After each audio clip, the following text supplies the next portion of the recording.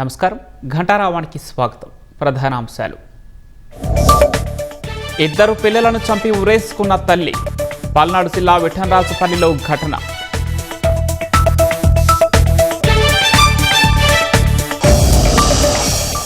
హైదరాబాద్కు చేరుకున్న వియత్నాం ప్రమాదం మృతదేహాలు.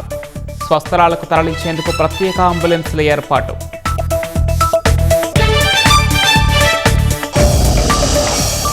కర్నూలులో ఓ వాహనం ఢీకొని హెడ్ కానిస్టేబుల్ మృతి. తెల్లవారుజామున జాగింగ్ చేస్తూ ఉండగా ఘటన.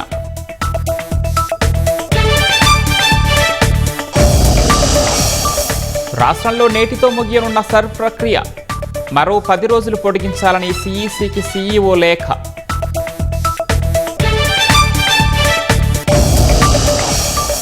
హర్ముజ్లో నౌకలకు 20% టోల్ వసూలు చేస్తామన్న ట్రంప్.